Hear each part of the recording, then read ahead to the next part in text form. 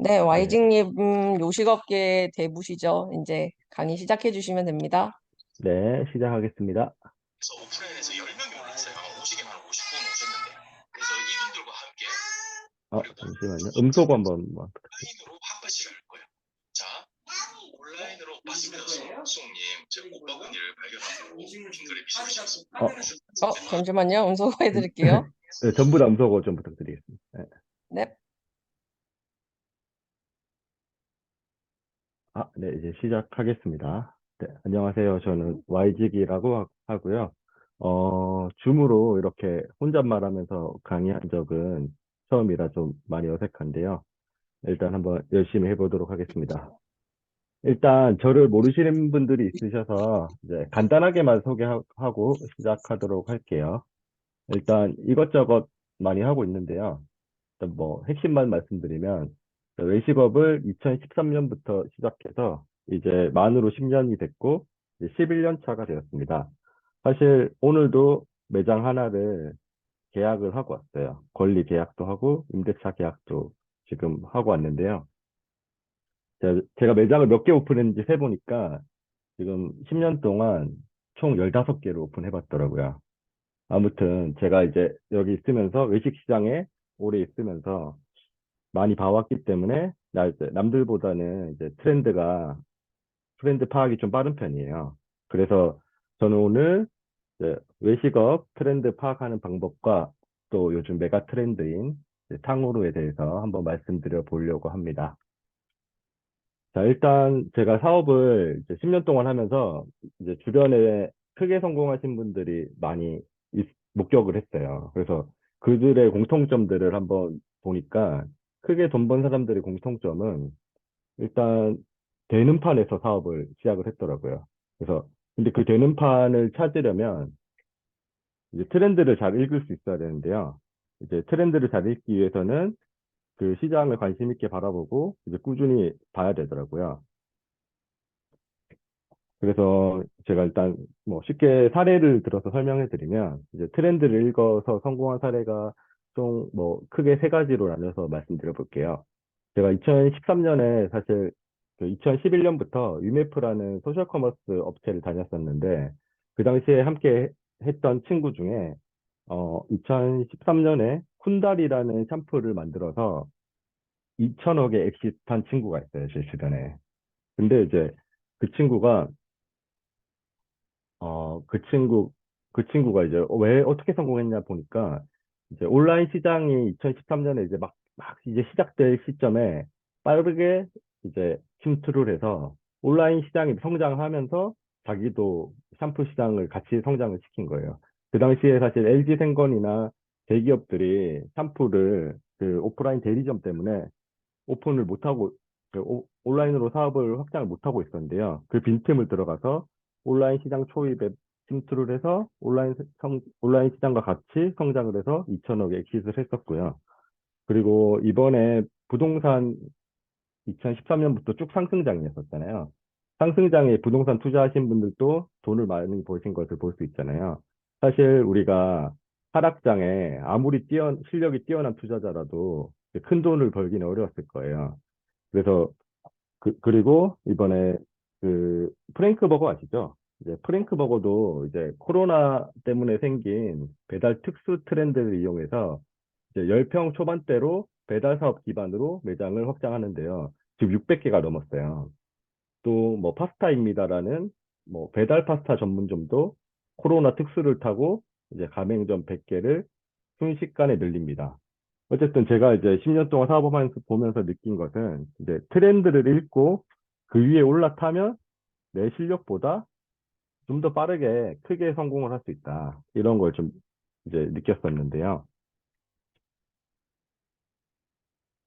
또 이제 외식업을 통해서 이제 사례를 또 말씀을 드려보면, 이치류라고 홍대에서 유명한 이제 징기스칸 불판을 이용한 양고기 집이 있는데요. 이 가게는 직영으로만 사업을 처음에 시작을 했었고요. 블루리본 서베이, 미슐랭 가이드 등 여러 곳에 등재되면서 이제 징기스칸 양고기의 트렌드를 만들어냈어요. 근데 이분은 이제 직영 사업만 고수하고 있는데 이 트렌드를 읽고 라무진이라는 브랜드는 2014년부터 가맹 사업을 시작해서 매장을 135개를 오픈을 해버렸어요. 어쨌든 트렌드는 이치류가 만들었지만 라무진이 돈을 벌었어요. 또 남영동에 가면 남영돈이라는 가브리살이랑 항정살을 이렇게 숯불에 직화로 해서 구워 먹는 대를 이어서 사업을 하고 있는 곳이 있는데요. 이- 남영도는 지금 남영동에 딱 한 개의 매장이 있고 지금 뭐 성시경에 먹을 텐데도 나오고 엄청나게 그 성황을 하고 있는데요. 이 트렌드를 읽고 이제 동래정이라는 브랜드는 가맹 사업을 시작해서 가브리살 특화로 30개 이상 매장을 확산을 했어요. 이것도 동래정이 남영돈이 잘 되네, 가브리살로 잘 되네, 이 트렌드를 읽고 동래정이 이제 확장을 한 거죠. 어떻게 보면 남영돈이 더 유명할 수는 있지만 돈은 동래정이 지금 벌고 있는 거죠. 또 신당역에 은하계라고 닭고기 특수부위 전문점이 있어요. 이 사장님도 이제 아버지께서 닭고기를 유통하시는 분이어서 이렇게 신선한 닭고기를 매장에 납품을 할 수 있다 보니까 특수 부위를 판매를 할 수 있게 돼서 이제 신당역과 신사역에 지붕점 두 개를 오픈해서 운영을 하고 있는데요. 이 닭고기 특수 부위 트렌드를 읽고 팔각도는 지금 현재 가맹 사업을 해서 120개 정도 매장을 오픈을 했어요. 어쨌든 뭐 팔각도도 은하계라는 곳에서 닭고기 특수 부위 트렌드를 읽고 가맹 사업을 해서 이렇게 성공을 시켰어요. 어쨌든 시장을 계속해서 읽고 있다 보면 트렌드가 보이고 그 트렌드를 활용해서 사업화 시키면 돈을 정말 많이 벌 수 있다는 걸 볼 수 있습니다. 자, 그러면 트렌드를 그러면 어떻게 읽어? 저한테 이렇게 질문하는 경우가 많았어요. 근데 사실 뭐 트렌드를 읽는다는 게 저는 저한테 이제 트렌드 어떻게 읽어요? 이렇게 물어보면 그냥 관심 있게 시장을 많이 지켜보면 돼. 라고 대답을 해 드렸었는데, 오늘은 이렇게 한번 세부적으로 나눠서, 이제 세 가지로 나눠서 한번 말씀을 드려볼게요. 일단 첫 번째는 해외 시장 검색 및 출장. 두 번째는 인스타, 틱톡, 뭐 맛집 블로거들 해서 푸드 인플루언서 참고. 세 번째는 뉴스 기사 및 이제 뭐 아티클, 기사 같은 것들 많이 읽는 거. 이렇게 세 가지로 나눠봤는데요. 하나씩 설명해 드려 보도록 하겠습니다. 일단, 제가 생각하는 사업의 성공 방정식은 이제 해외에서 성공한 모델을 우리나라에 가져와서 적용하면 성공하는 것을 정말 많이 봤어요. 쉬운 말로 하면 벤치마킹이죠. 그러니까 뭐 세상에 없는 무언가를 만들기보다는 왜 해외에서 성공해서 실제적으로 작동하고 있는 모델을 적용시키는 게 더 빠른 방법이더라고요. 그래서 사실 이제 미국의 공동구매 그 커머스인 소셜 커머스 원조 그루폰을 보고 이제 우리나라에서 성공하는 것을 보고 티몬, 쿠팡, 유메프가 생겼었고요. 어, 그리고 그루폰이 망하는 것을 보고 티몬, 쿠팡, 유메프는 이커머스로 다 전환을 합니다, 사업을. 그러면서 쿠팡은 이제 아마존이 1등을 하는 것을 보고, 이제 아마존을 따라야겠다 해서 아마존의 핵심은 물류 시스템의 혁신을 통한 빠른 배송을 통해서 이커머스를 장악을 했었는데요. 이제 쿠팡도 우리나라에서 똑같은 전략을 구사합니다. 어쨌든 해외에서 성공한 모델과 그 방식을 똑같이 베껴서 성공하는 것들을 많이 볼 수가 있어요. 이게 비단 그 뭐 온라인 커머스뿐만 아닙니다. 외식업도 똑같아요. 이제 해외에서 먹히는 아이템을 가져오면 트렌드를 만들어내고 성공하는 것을 볼 수 있는데요. 요즘 뭐 돈가스 집에서 거의 대부분 이렇게 하는 것 같은데요. 정돈, 뭐 카츠바이 콘반, 오제제 등과 같은 이제 돈가스 집들은 이제 일본에서 많이 유행하고 있는 저온으로 오래 튀기는 저온 튀김 돈가스거든요. 이 방식을 가져와서 어쨌든 돈가스 트렌드를 만들어냅니다.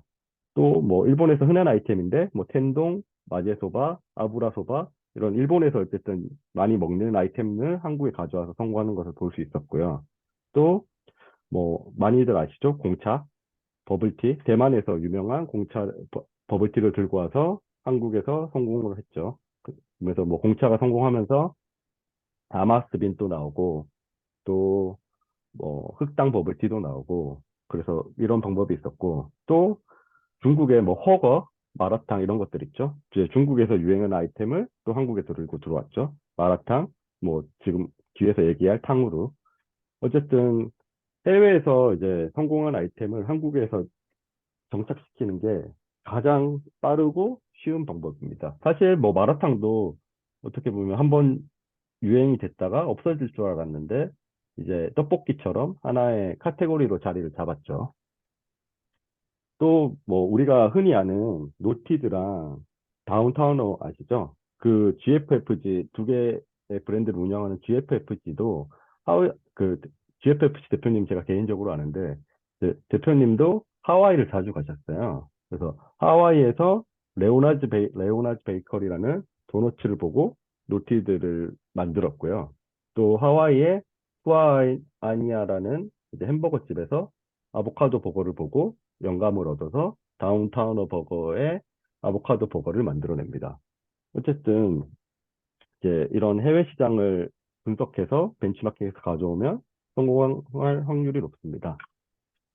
또 보시면 이제 유명 맛집 사장님들 뭐 제 주변에 아시는 분들도 매번 일본이나 뭐 해외로 출장을 많이 가거든요. 그래서 보시면 뭐 속리단길에 유명한 고도식이라는 고깃집이 있는데 뭐 제가 잠시 읽어드리면 이제 인스타를 보면 고도식을 오픈하는 과정에서 가장 많이 공부하고 내게 영감이 주었던 부타 스테이크 전문점 토이치. 이 집을 맛집이라 말하는 것은 어렵겠지만 육고기 시장 방향성을 조금은 보여준 곳이다. 이런 식으로 일본의 후쿠오카에서 벤치마킹을 해서 고도식을 오픈해서 잘 성공을 시켰고요. 또 용리단길에 뭐 샘샘샘 테디베리 하우스를 운영하는 훈 대표님도 이제 일본에 가서 음식과 베이커리들을 이렇게 먹어보는 모습을 볼 수가 있습니다. 어쨌든 해외 시장에 있는 것들을 가져오면 가장 빠르고 쉽게 성공할 수 있는 방법입니다.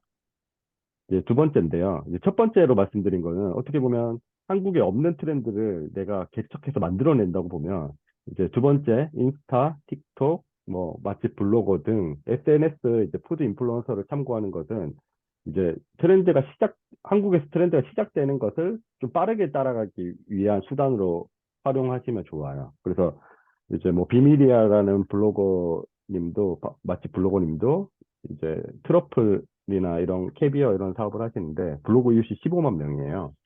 그러니까 이 정도 많다 보니까 어느 정도 영향력이 있고 또한 뭐 그 맛집 사장님들이 푸디인 경우가 있는데요. 이분들의 이제 계정을 잘 봐도 서로 밀어주는 것들이 한 번씩 보이지만 이제 트렌드 참고하기에는 너무 좋아요. 그 다음에 또 우리 푸디들의 릴스 조회수를 보고 현재 트렌드를 또 파악해 볼 수가 있습니다. 자, 보시면 뭐 릴스를 올려보고 조회수를 보고 조회수가 많이 나오는 아이템이 있네 이러면 현재 시장에서 먹힌다는 거거든요. 이제 그런 것들을 참고해서 보시면 현재는 뭐 탕후루 올리면 보시면 탕후루 조회수가 높잖아요. 탕후루를 올리면 터지는 걸 보면 탕후루가 현재 시장에서 인기가 있구나. 뭐 또 마라탕이 인기가 있구나. 이런 것들을 이제 릴스 조회수를 보고 또 파악을 하실 수가 있으세요. 또 세 번째인데요. 이제 뉴스 기사랑 아티클 같은 걸 많이 읽는 거예요. 뭐 저는 이제 롱블랙, 뭐 트레바리, 뭐 F&B 뭐 기획 트렌드 읽기도 많이 보고 뭐 F&B 관련 아니면 브랜딩 관련된 것들을 최대한 많이 읽고 있어요. 그래서 이런 걸 읽으면서 조금 더 폭넓게 시장을 보고 사고를 하고 있다가 계속 보다 보면 이제 트렌드를 읽기가 좋아요.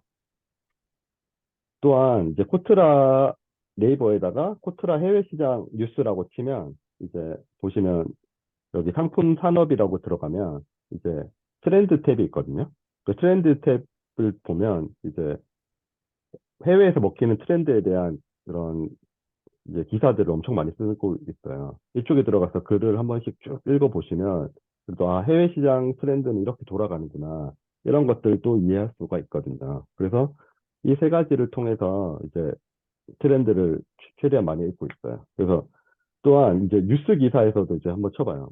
많이 나오잖아요. 탕후루도 지금 보시면 엄청나게 많은 기사가 나왔어요. 제가 지금 오늘 쳐본 건데요. 뭐 탕후루, 뭐 생과일 디저트계 돌풍 일으키며 MG 디저트 등급, 뭐 이제 안 좋은 얘기도 있죠. 끈적뼈적 처치곤란 탕후루 열풍 언제까지 이런 식으로 기사가 이렇게 많이 나왔을 때는 뉴스 기사에 많이 나왔다. 이러면 완전 메가 트렌드가 됐다고 보시면 돼요. 어떻게 보면 선 진입하기에는 뭐 완전 빠른 건 아니죠. 이제 어느 정도 진짜 메가 트렌드가 된 거죠. 그래서 저는 그래서 어떤 트렌드를 봤을 때 네이버에서 트렌드 그 검색어를 통해서 트렌드를 검색해 볼 수 있거든요. 그래서 네이버 트렌드에서 탕후루를 쳐보면 이게 지금 이 기울기가 한 5월, 6월 때부터 갑자기 가팔라진 것을 볼 수 있으세요. 사실 그 오픈업에서 매출을 조회를 해봐도 한 4월, 5월부터 갑자기 이렇게 폭발하기 시작을 하거든요. 그래서 사실 저는 연말부터 보고 있었는데 이게 팍 터지는 거는 한 5월 달부터 터진 것 같아요. 이런 식으로 네이버 트렌드를 보다 보면 이렇게 트렌드, 이게 진짜 내가 생각하고 있는 게 맞는 건지 데이터로 확인을 하실 수가 있어요. 지금 사실 저는 이런 하이엔드 음식점, 비싼 고가 음식점들이 사실 좀 꺾였다고 생각을 하고 있거든요. 그래서 오마카세라고 제가 아까 전에도 네이버 트렌드에 한번 쳐봤어요. 보시면 뭐 우리가 장 좋을 때는 맨날 오마카세 먹고 뭐 스시 오마카세 먹고 뭐, 한우 오마카세도 먹고 했었는데 지금 보시면 검색어 트렌드가 이렇게 많이 떨어진 것을 볼 수가 있어요. 어쨌든 이렇게 네이버 트렌드를 확인해 보시면 이- 이제 내가 생각하고 있는 게 정말 데이터로 맞는지를 확인해 보실 수가 있습니다. 그래서 일단 뭐 그 다음으로 이제 탕후루가 핫한 이유를 한번 말씀해 볼까 해 드려 볼까 하는데요. 제가 생각하는 탕후루가 핫한 이유는 첫 번째로 타겟이 MZ 세대가 아니라는 것입니다. 사실 저도 이제 외식업을 오랫동안 하다 보니까 최근에는 MZ 타겟으로 사업하는 것에 대해서 회의감을 많이 느끼고 있어요.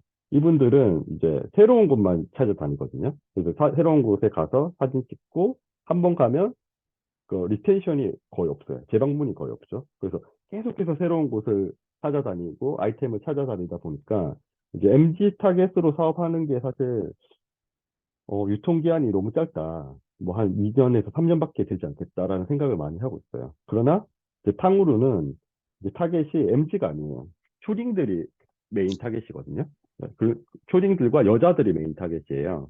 그래서 보시면 어, 그 초딩들은 재구매율이 매우 높아요. 그래서 초딩들은 최근에 마라탕 먹고 탕후루 갔다가 코인 노래방 갔다가 스티커 사진 찍는 이 네 가지 코스를 계속 돈다고 하더라고요. 그래서 제가 최근에 이제 초딩들 만나서 뭐 몇 번 물어봤어요. 똑같더라고요. 다 마라탕 먹고 탕후루 먹고 코인 노래방 간대요. 그러니까 이 패턴을 계속 하는 거야. 그러니까 뭐 매일매일 먹진 않겠지만 엄청 반복적으로 재구매가 일어나는 거예요. 그래서 타겟이 MG가 아니라는 게 저는 탕후루가 지금 계속해서 롱런하고 있다는, 롱런은 아니지만 계속해서 인기가 폭발적으로 늘고 있다는 생각인 것 같고요. 두 번째는 일단 그랩앤고 시스템이에요. 일단 우리가 외식업을 할 때 보통 시간당 생산량을 생각을 하거든요. 뭐 예를 들어서 햄버거 집을 생각을 해봅시다. 일단 햄버거를 한 개 만드는데 뭐 보통 2분이 걸린다고 치면 1시간에 생산할 수 있는 햄버거 개수는 30개잖아요. 그러면 불판이 있으면 주문 즉시 조리한다고 가정했을 때 1시간에 만들 수 있는 햄버거는 30개예요.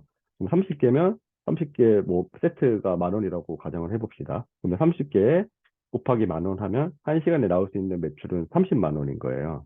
그러다 보니까 주문 즉시 생산하는 이런 시스템을 갖춘 음식점들은 시간당 생산량이 정해지기 때문에 상방이 막혀 있는 상황이에요. 그런데 탕후루는 미리 예측해서 생산을 해두고 뭐 냉동실에 넣어놓고 이렇게 많이 재놔요. 그러면 점심에 많이 몰려오겠다 싶으면 많이 만들어 놓는 거예요. 그 전 시간에 만들어 놓고 와서 바로 결제해서 바로 꺼내가는 시스템이니까 시간당 매출이 캐파가 엄청 높은 거예요.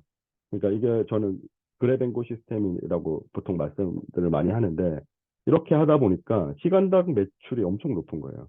그러다 보니까 월세가 좀 비싸도 시간당 매출이 높으니 이게 감당이 가능하니까 핫플들이나 임대료 비싼 데들이 지금 탕후루 가게들이 막 들어가는 거야. 유동인구만 받쳐주면 되는 거예요. 초딩들이 많고. 그래서 이런 부분이 정말 이제 이제 매출을 폭발시키는 데 유리한 거죠. 사실 이제 우리가 많이 아는 런던 베이글 뮤지엄, 뭐 이런 베이커리 매장들이 있잖아요. 그런 매장들도 사실 매출이 엄청 많이 나와요. 5억에서 한 달에 6억씩 나오는데 이렇게 나올 수 있는 것도 빵을 미리 다 만들어 놓고 베이글을 다 만들어 놓고 소비자가 가서 결제해서 바로 가져가는 시스템이기 때문에 시간당 매출의 그 상한선이 정해져 있지가 않아요. 그래서 이 매출이 많이 나오는 건데 이제 탕후루도 마찬가지예요. 이렇게 만들어 놓고 팔다 보니까 매출을 확 극대화시킬 수 있다. 그래서 이게 제가 봤을 때 탕후루의 두 번째 장점인 것 같고요. 자, 보시면 그 왕가탕후루가 보통 10평으로 들어가잖아요. 첫 번째가 왕가탕후루 합정점인데 지금 이번 달에 지금 4월 5일 기점으로 매출 빡 떡상하시는 거 보이죠? 9,400에서 1.1억 정도 팔았고 신촌점은 1.8억에서 2.1억 판다탕으로 이거는 지금 대치동에 있는 거예요. 6,400만 원에서 7,800만 원. 음마상가에 있는 거는 지금 8,600에서 1억. 10평에서 1억 판다는 거는 어마어마한 거거든요. 제가 지금 매장 고깃집을 18평에서 하고 있는데 5천에서 6천만 원 정도 나오거든요. 근데 이 매출은 이제 어마어마하게 파는 거예요, 10평에서. 그러니까 구조적으로 많이 팔 수 있는 지금 상황이다. 그러니까 돈을 많이 벌고 있는 거죠. 그다음에 세 번째, 이제 투자비가 적게 들어요. 사실 이제 왕가탕후루 같은 경우에는 매장 인테리어랑 뭐 간판이랑 이런 거 저런 거 집기를 하는데 한 7천, 10평 기준 7천만 원 정도 드는데 사실 개인 창업으로 한다면 내부에 들어가는 것은 냉장고, 냉동실, 쇼케이스, 화구 이게 거의 끝이거든요.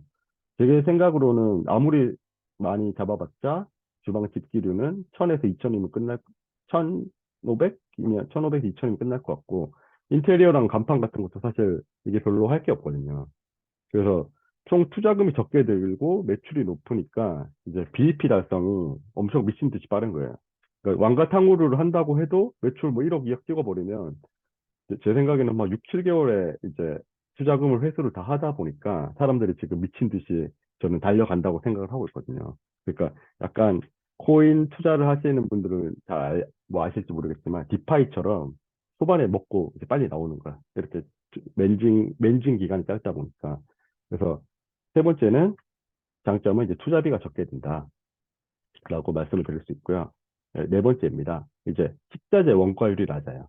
보통 외식업에서 우리가 식- 뭐 코스트를 잡을 때 한 이제 매출 대비 식자재 그러니까 매출이 1,000만 원 나왔을 때 식자재비를 40% 정도 쓰면 고객들이 만족도가 높아요. 그러니까 1,000만 원 기준 400만 원 정도의 식자재에 투자를 하면 와 거기 가성비 뭐 쩐다 너무 뭐 혜자다 이런 얘기가 40% 정도면 나와요. 근데 40%는 너무 빡빡해서 보통 이익을 내려면 한 35%에서 이제 매출 대비 식자재 비율을 이제 맞추는 편이거든요. 근데 지금 탕후루는 제가 이제 계산을 해보니까 이게 지금 그 쿠팡에서 이제 귤이랑 샤인머스켓이랑 뭐 사파이어 포도, 방울토마토 이렇게 산다고 가정을 해서 만들어서 계산을 해보니까 이제 총 매출 대비 식자재 원가율이 21.5%가 나오더라고요. 물론 뭐 로스도 있을 수 있고 뭐 꼬챙이, 종이컵 이런 것들 감안해도 아무리 넉넉하게 잡아도 30%가 안 나올 것 같더라고요. 그러니까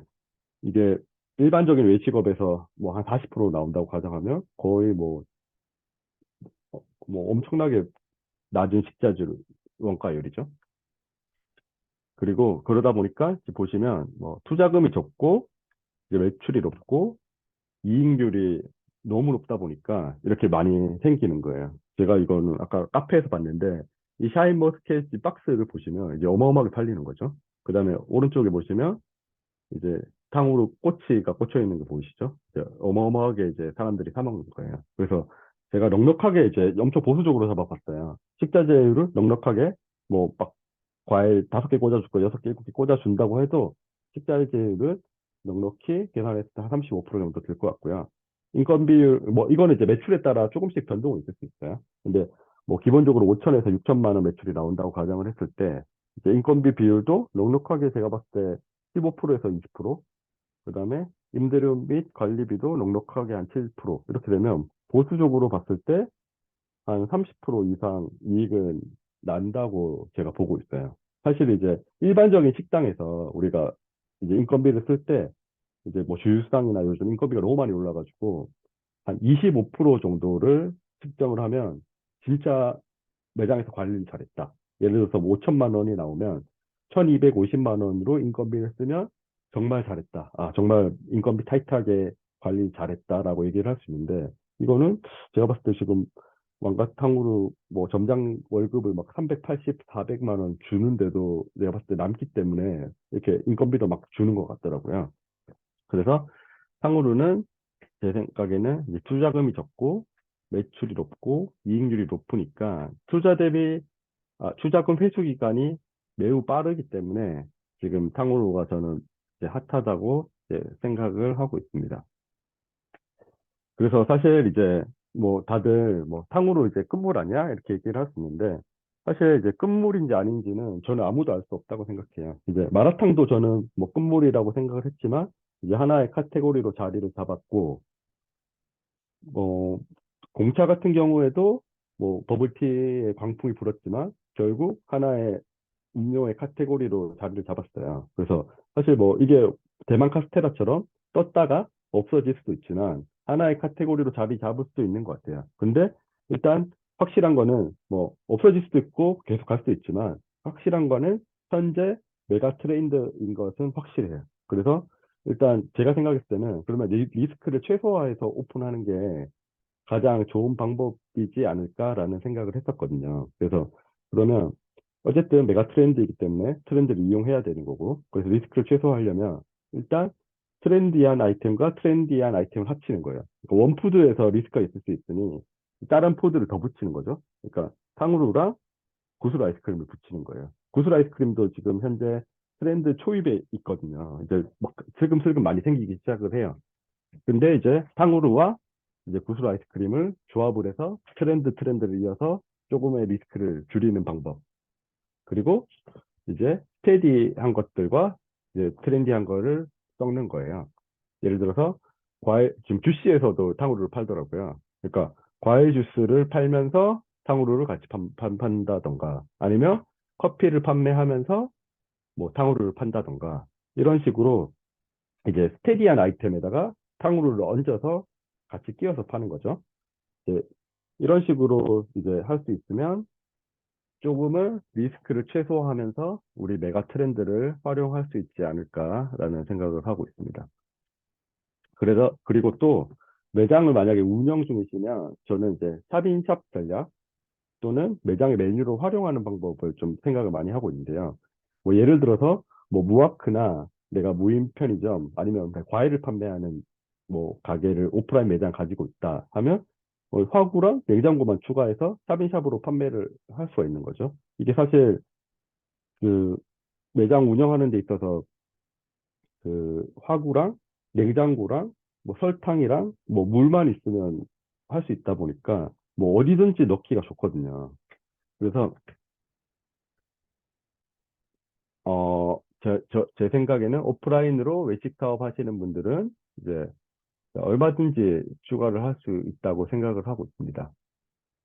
그리고 지금 저는 이제 뭐 술집에서 뭐 탕후루 하이볼 같은 걸 만들어서 이제 후킹하는 상품으로 사용할 수도 있고, 또 카페에서 탕후루 빙수를 만들어서 팔 수도 있고요. 또 뭐 카페 같은 경우에서 또 탕후루 에이드를 만들어서 이제 넣을 수 있는 방법도 있는데요. 이런 식으로 이제 매장 메뉴로 활용하면 좋을 것 같다는 생각을 하고 있습니다. 저도 사실 이제 탕후루를 준비를 했었기 때문에 이제 저는 지금 고깃집을 하나 준비를 하고 있는데, 고깃집에 탕후루 하이볼을 넣어서 이제 매장 손님들을 이제 후킹하는 용도로 좀 활용을 하려고 하고 있습니다. 그 다음에 또 제가 생각하고 있는 것들 중 하나는 이제 탕후루를 그 매장에 만들어 놓고 뭐 아이들이 왔을 때 서비스로 준다던가, 아니면 뭐 영수증 리뷰를 써주면 뭐 밥 먹고 나가시는 분들에게 후식으로 이벤트를 주는, 이런 식으로 이제 뭐 워낙 탕후루가 인기다 보니 그런 식으로 활용할 수 있는 방법들을 생각해 보시면 이제 좋을 것 같습니다.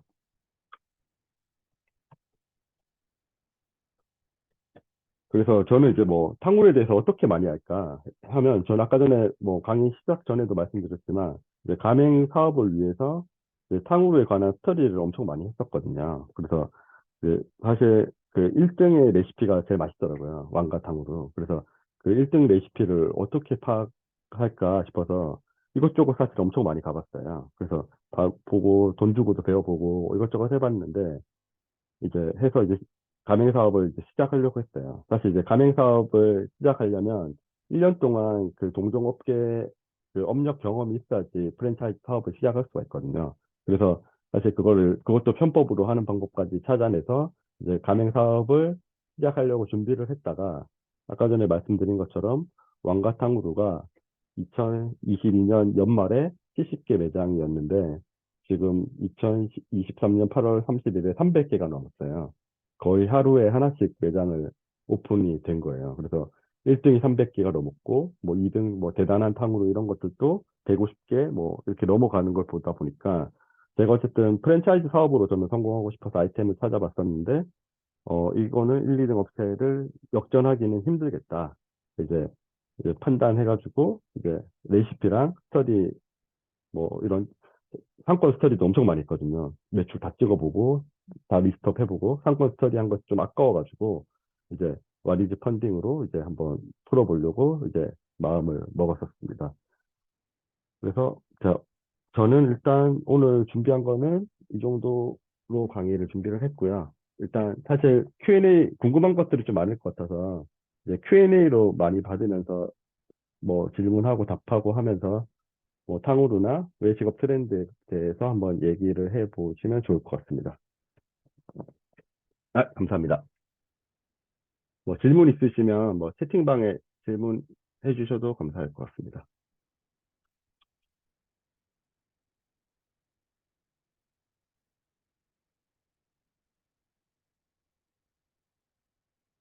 편하게 질문해 주시면 뭐 트렌드 같은 거나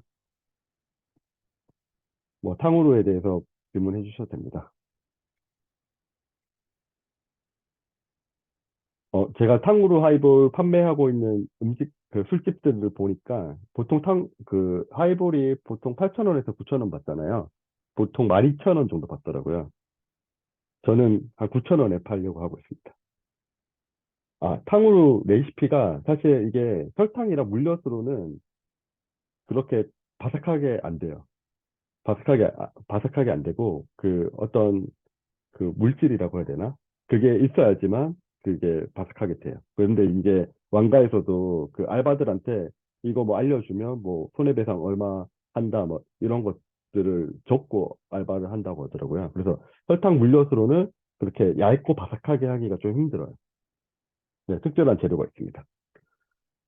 그리고 트렌드 파악 인스타 검색 요령은 있으신가요? 사실 이제 저도 이제 먹스타를 하지만 먹스타가 이제 처음에 이제 팔로잉하고 팔로워를 하는 것이 어떻게 보면 품앗이로 한단 말이에요. 어떻게 보면 그 팔로워들이 약간 허수에 가까워요. 근데 찐, 찐으로 먹스타 해가지고 그 팔로워들 막 10만 이렇게 되는 분들이 있거든요. 이제 그런 분들을 좀 모아서 보시면 이분들은 약간 외식 사업을 하면서 그 푸드 인플루언서 된 분들이 많거든요. 그분들 계정을 좀 모아서 참고해서 보거나 이제 맛집 블로거들 중에서도 좀 옛날부터 오랫동안 그 블로거 글 쓰신 분들이 몇 명 있어요. 이제 그런 분들을 저는 모아서 좀 많이 보는 편이에요. 그 다음에 아까 전에 아, 트렌드 탑 인스타 검색. 어쨌든 그런 옛날부터 하던 푸디들을 많이 보는 편입니다.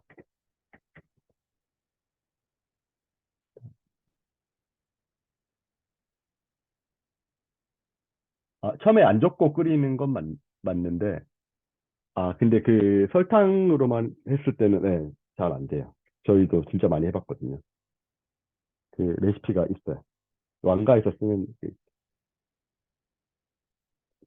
지금 사실 이제 프랜차이즈 제가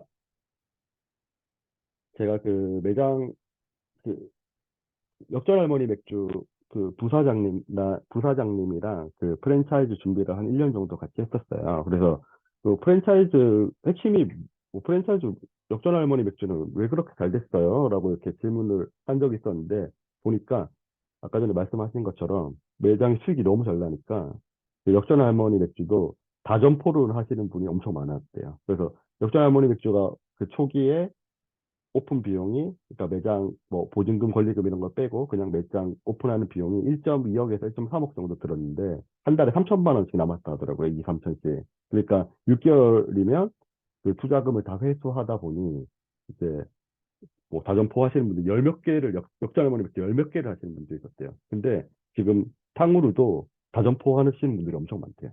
이게 투자금 회수가 빠르다 보니까 이제 빠르게 계속 하는 거죠. 그 다음에 탕후루 관련 질문은 아니지만 아까 자료 중에 예상 매출 페이지, 예상 매출 구하는 건 이건 오픈업이라고 매장 쳐보세요. 오픈업.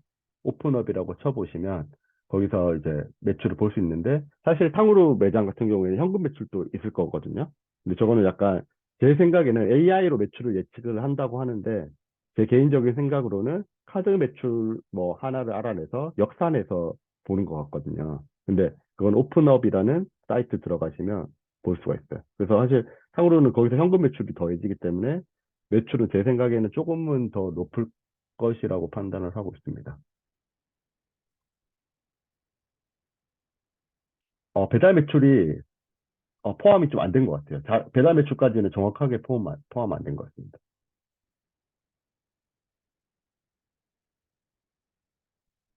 향후로도 주식처럼 일시적 영품만 부는 사업은 될 가능성이 있을까요?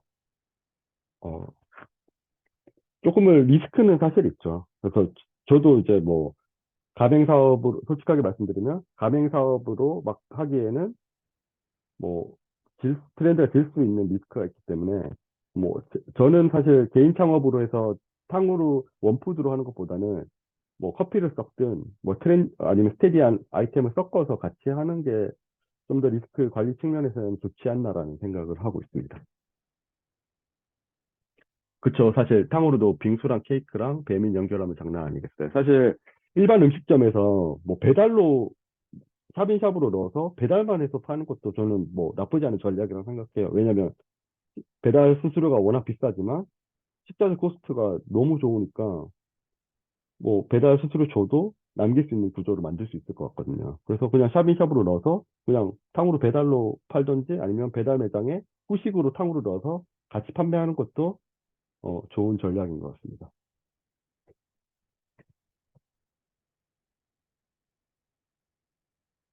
아이디어는 띵띵한데 돈이 없어요. 아이스크림에 탕후루 얻는 것도 괜찮네요. 예. 이런 식으로 사실 이제 지금 그러니까 탕후루뿐만 아니라 이제 완제품 매수가 어려운 게, 이게 설탕을 녹인 거잖아요. 근데 설탕은 절대 얼지 않거든요. 구연산 아니에요. 그래서 설, 설탕은 얼지가 않아서, 무아크 가보시면, 그 냉동탕으로 뭐 유통되는 거 있거든요. 그거 먹으면 완전 딱 그 바삭함이 없고 끈적끈적해요. 그러다 보니까 사실 그 완제품 유통은 어렵다라고 볼 수 있습니다. 유동인구와 상권이 당연히 중요하겠죠. 동탄에 1층 상가가 공실로 있는데 리스크가 있겠죠.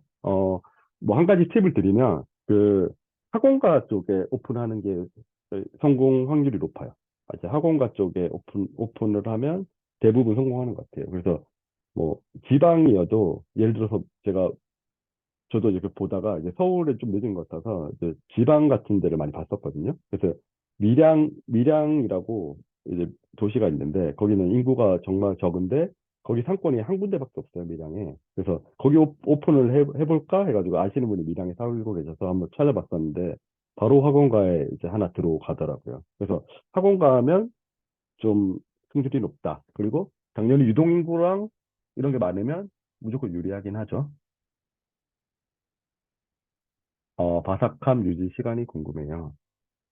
이제 그게 과일에서 물이 나오는 과일이 있고, 물이 잘 안 나오는 과일이 있는데, 물이 나오는 과일, 뭐, 예를 들어서 뭐, 파인애플, 뭐, 귤 같은 거라고 이제 가정을 하면, 그렇게 물이 좀 많이 나오는 과일들은 유지 기간이 좀 짧아요. 그래서 1시간 이 좀 안 될 것 같고, 물이 없는, 예를 들어서 막 반딱반딱하게 생긴, 뭐, 샤인머스켓이나, 뭐, 방울토마토 같은 경우에는, 뭐, 1시간에서 2시간도 갈 수 있을 것 같아요. 근데 이제 2시간, 맥스 2시간까지 갈 수 있을 것 같고, 그 이상은 다 녹아서 힘들다고 보면 됩니다. 푸드트럭으로 가는 것도 꿀팁이네요. 네, 좋은 방법인 것 같습니다.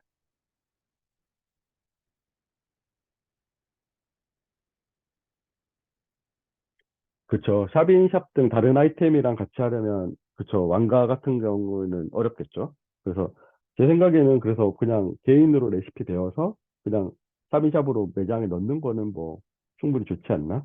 라는 생각을 하고 있습니다.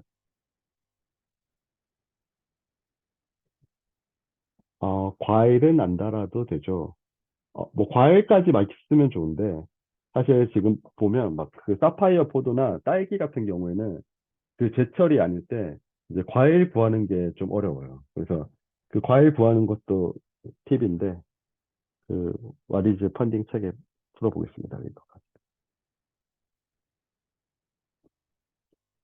마시멜로 뭐 지금 뭐 탕후루로 만들 수 있는 거는 다 하더라고요. 마시멜로 뭐 약과 뭐 등등 잘 팔리는 과일 순이 있어요. 잘 팔리는 과일은 그 딸기가 제일 잘 팔리고 두 번째가 그 사파이어 포도, 그 길쭉하게 생긴 포도 있죠. 그 두 개가 잘 팔린다고 하더라고요. 탕후루 레시피 알고 있는데 돈 주고 배울 수 있는 거예요. 지금 저는 지금 와디즈 펀딩으로 아직 펀딩 판매는 안 하고 있는데 와디즈 펀딩으로 탕후루 지금 올려놨어요. 잠시만요. 제가 링크 하나 보내드리겠습니다.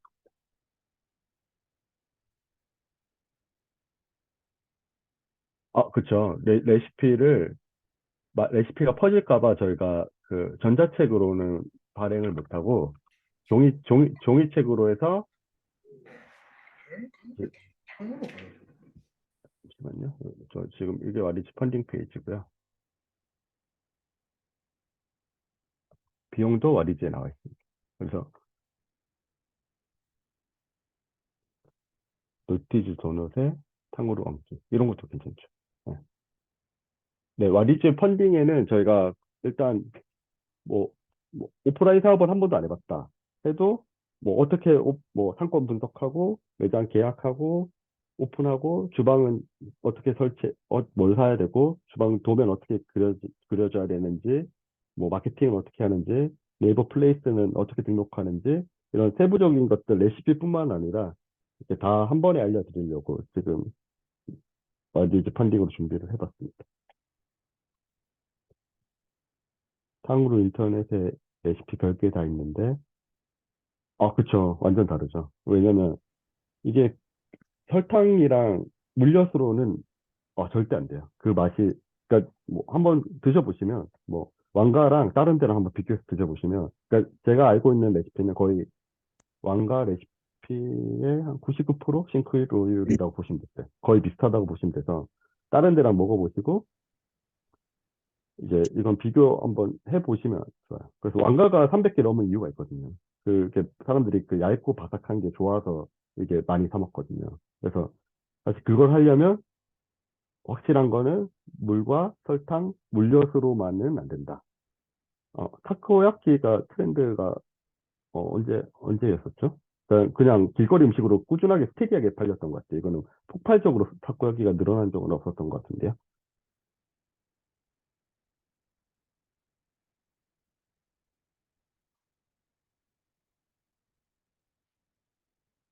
뭐 탕후루뿐만 아니라 뭐 궁금한 거 있으면 다 물어보셔도 됩니다.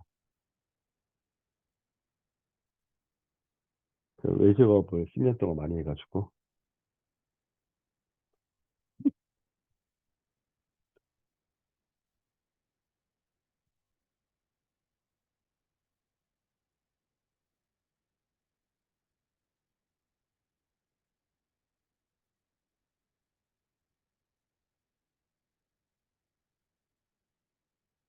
트렌드를 적게 타는 요식업이 있을까요? 트렌드를 적게 타는 저는 그래서 사실 이제 사업으로 볼 때는 사업으로 볼 때는 그 그 스테디한 것 중에서 트렌드를 찾으려고 노력을 많이 해요. 고깃집도 뭐 창업 비용이 그렇게 비싸진 않아요. 고깃집이 사실 제일 스테디하죠. 고깃집, 뭐 밥집. 그러니까 자주 먹는 음식이 스테디하다고 보시면 돼요. 그러니까 우리가 뭐 파스타 이런 걸 자주 먹지 않잖아요. 한 달에 한 번씩 뭐 한두 번 먹을까 말까 하는 음식점들은 조금 트렌디하다고 봐야 되고, 자주 먹는 음식은 좀 스테디하다. 이렇게 보시면 될 것 같습니다.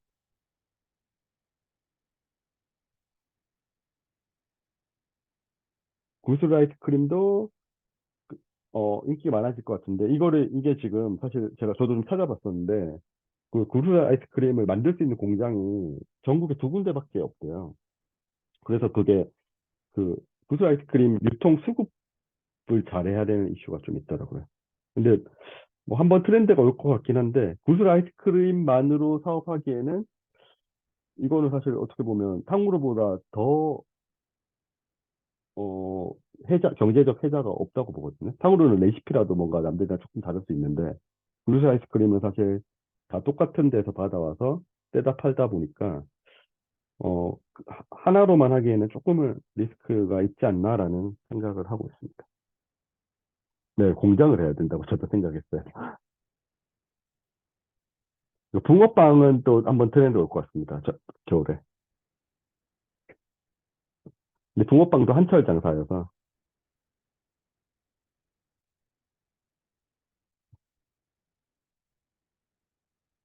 먹고 죽자님 맞습니다. 유동 인구가 많고, 초등학교 학생들 많고, 학원 많고, 네, 여성분들이 많은 그런 상권으로 들어가면 제일 좋습니다. 근데 귀신같이 프랜차이즈들이 다 치고 들어가고 있습니다.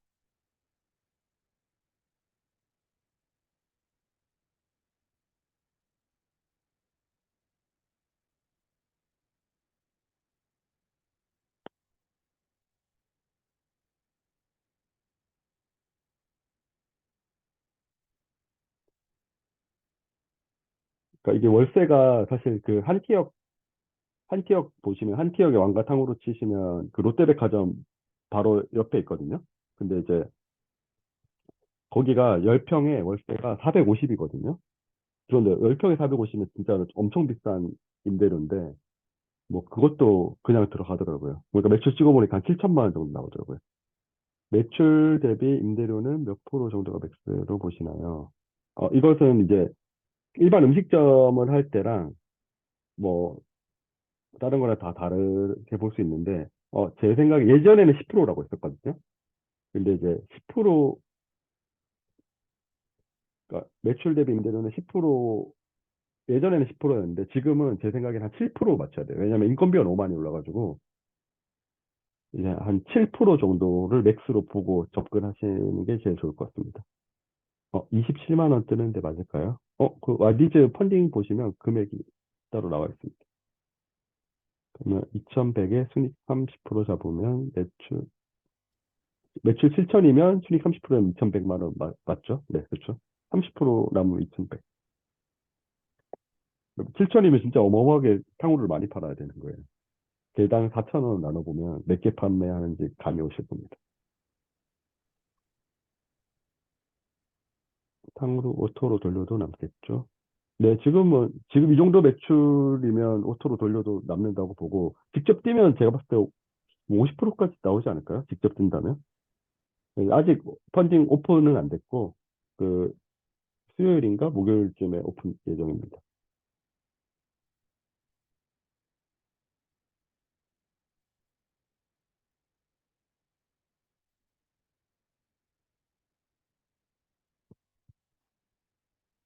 수익은 이제, 뭐, 프랜차이즈 하시는 분들은 그 왕가 탕후루가 로열티도 4%인가? 뭐, 3%인가 준다고 하더라고요. 그러니까, 로열티 주고 뭐 이것저것 하면, 사실 수익률이 좀 프랜차이즈는 조금 더 줄겠죠. 뭐 그런데 이제 왕가탕으로가 뭐 유명하다 보니까 사람들이 많이 줄 서서 막 제가 5월 달에 연락했을 때도 제 문의는 받지도 않더라고요. 너무 밀려 있다고.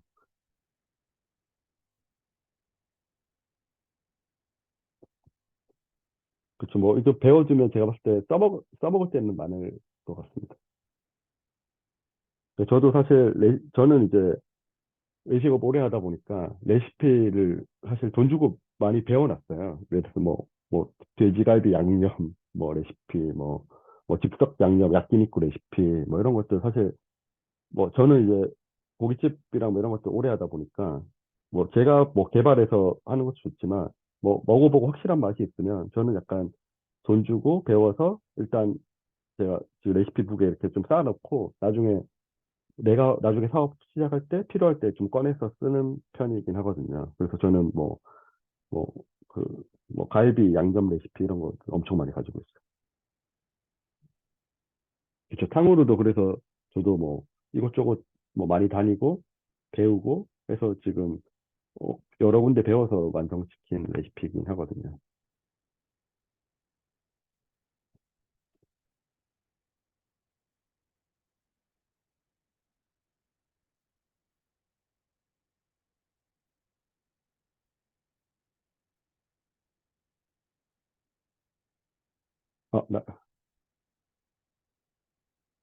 어, 식당 가서 레시피 배우는데 얼마 정도 부르는 게 좋을까요?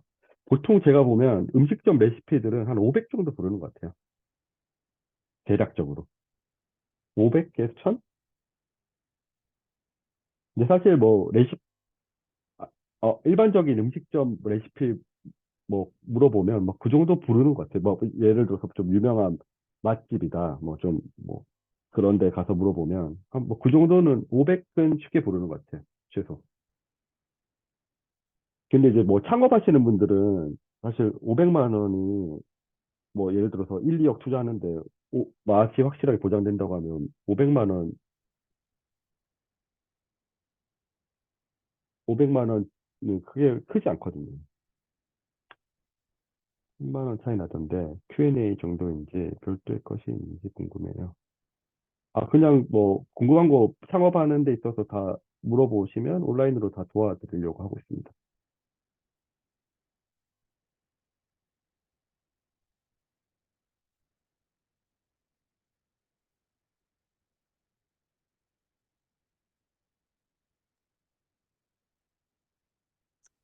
이제 시간이 거의 1시간 돼서 네, B님까지 요거까지만 받고 정리할게요. 수업 듣고 과일은 알아서 공부해야 하나요? 라고 휘님이 질문 주셨는데, 네, 그렇죠. 과일은 알아서 공수하는 게 제일 좋죠. 그래서 사실 처음에는 얼마 팔릴지 모르니까 인터넷 온라인으로 구매를 해도 되고 근처에서 구매를 해도 되고 그래서 어느 정도 판매가 많이 되면 과일 도매 시장에서 가져오는 게 제일 좋습니다. 네, 맞습니다. 아이폰님이 많이 아시죠. 네, 궁금하신 거는 제가 블로그에 YG님 블로그 링크 남겨드릴 테니까 댓글로 더 물어보실 분은 물어보시면 좋을 것 같아요. 어쨌든 늦은 시간까지 강의 들어주셔서 감사하고, YG님 한 말씀만 하고 마칠까요?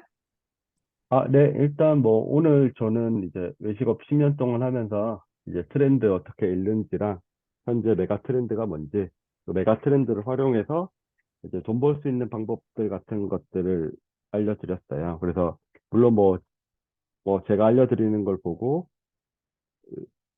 트렌드를 읽으셔도 되지만 스스로 읽고 싶으시다면 제가 아까 전에 앞에 말씀드렸던 것처럼 많이 공부하고 찾아보고 하면 조금 더 세상을 넓게 바라볼 수 있지 않을까 싶습니다. 다들 늦은 시간까지 들어주셔서 감사합니다. 고생하셨습니다. 네, 고생 많으셨습니다. 감사해요. 탕후루 꼭 사 네, 먹어보겠습니다.